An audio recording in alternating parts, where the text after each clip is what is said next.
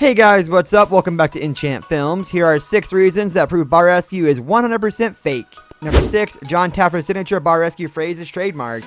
Any TV show is only as good as its catchphrase. Let's face it, having a catchphrase, well, it's huge. Jon Taffer stumbled upon one himself. When a bar is in violation of something, health code, or just normal business practice, Taffer unleashes an unearthly shut it down. That would make a honey badger jump. Given it has become a catchphrase, Taffer did the smart thing. Shut it down is trademarked. That also means that Taffer is the exclusive seller of Shut It Down merchandise, so if you need a Shut It Down button with Taffer barking out the phrase, it can be yours for a cool $20 plus shipping. It should be noted that pressing the button probably won't actually shut anything down. Taffer actually owns 38 trademark applications with the U.S. Patent Office for various items.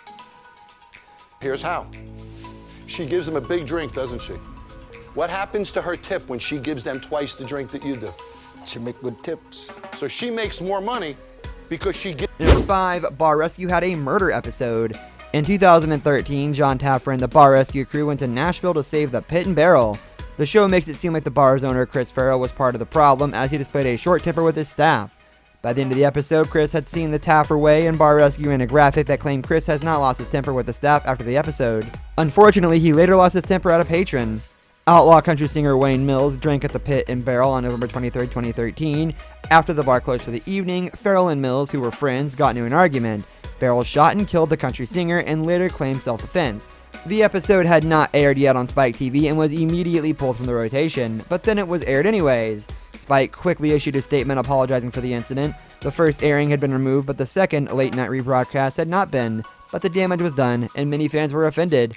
A jury eventually found Farrell guilty of second-degree murder. He received a 20-year sentence for the crime. You run a business like this. Listen, folks, we can't do this. Shut it down. There's no way we can do transactions here. This is unbelievable. Come back in 2 nights. We'll show you. Number 4, Jon Taffer says Bar Rescue is all about excuses. There's been a lot of failing bars featured on Bar Rescue, and according to Jon Taffer, he's found that there's one thing they all have in common: excuses. At a speech for the 2019 Nightclub and Bar Expo in Las Vegas, he explained just how often bar owners had a reason ready to and waiting for their failure, and just how often they put responsibility on their own shoulders. Out of the 120 bar rescues, never once, I'm failing because of me. Every time, it's the competition or it's Congress. They have every freaking excuse but themselves. Excuse is a reconciliation of a mistake. Excuses are your enemies. Excuses kill us. According to Inc., Taffer boils those excuses down to just a few different categories. They're made because of fear, like hurting someone's feelings, because owners think they know everything, or they don't know enough, because of egos that get in the way, or because they blame a scarcity of something, whether it's time or money. It all comes back to the same things over and over again, and according to Taffer, getting rid of those excuses is the only thing that really sets them up for success in the future. If they can't do that, there's little hope for their business. You've been in the business 17 years, you don't know that? This is dude. Gosh. It's not... Number 3, what's Bar Rescue success rate? According to Bar Rescue updates, he tried to help 187 bars by the end of season 7. Of those, 94 stayed open, 83 closed, and 10 had gone up for sale. That's not terrible, and when Bro Bible asked him about his failures, he said that he really doesn't mind when one of the bars he tried to save ultimately fails. He put it like this: can I be cocky for a second? If I hit a home run 80% of the time, and you want to talk about the 20 times I missed swinging the bat, I'm okay with that. But I hit 80% of the time, so I have no embarrassment. And here's the interesting thing. Even after Taffer leaves, he still keeps an eye on how all the bars are all doing.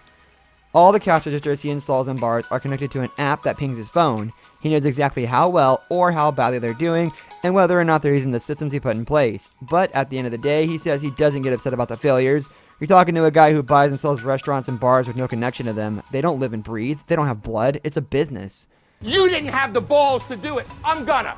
You didn't write the check. I'm gonna. Your employees, Joe, and you, Jesse, are not walking back in this building until... Number 2, Bar Rescue's most expensive rescue was a massive fail. Remodeling an entire bar is never cheap, but it was a remodel of the LA Brewing Company that was dubbed the most expensive renovation in bar rescue history, and it was a massive fail. It started, says Bro Bible, when a legal dispute between partners kicked off some serious problems, and they called Jon Taffer in to stop the bar from suffering because of it. He added some seriously incredible things like brewing vats and a huge brewing system. The price tag ran in the hundreds of thousands of dollars, but months later they were still failing. Taffer told Bro Bible that they failed because they never even turned on things like the massive brewing system he installed, and he made it clear that he believed the fault rested solely on them. But LA Weekly found there was more to the story. They hadn't implemented any of the changes, but as far for that brewing system, part of the problem was that the show didn't help them get the permits they needed to brew on the site. No permits, no brewing. But that was just a small part of the problem. Menu changes were ignored, there were only a few beers on tap, and when the word got to Taffer that they were selling the bar to get out from underneath the debt, he had this to say: so at the end of the day, I got to leave them in a better place. See, Tim is not a very nice guy. He insults customers who order premium drinks and then... Number 1, you only see a bit of what Jon Taffer does on Bar Rescue. Bar Rescue isn't a terribly long show, and there's only so much that makes it into the final cut. When Jon Taffer spoke with Forbes, he wanted to make sure they knew that he does much more than you see on TV. When I created Bar Rescue, I didn't realize that it would be so invasive, he told them. Not only does it take 12 to 14 hour days at least 5 days a week, but he's also operating at high speed. He's doing all the designs of the bar, the logos, the new names, redesigning all the menus, figuring out pricing and along the way. And I do all that while I'm there, and while I'm shooting the show, I get 80 to 100 emails a day picking paint colors, designs, furnishing, menus, logos, interior colors, so I have to do the projects while I shoot the show. And he minds a lot, but not the reason you might expect. What kept me up at night was when I first got the show, I wasn't doing the show. But turning my back on everything that wasn't the show, that's what was scary to me. Then you went out into the room with those gloves on. You touched people's clothes. You then came in here with that same glove.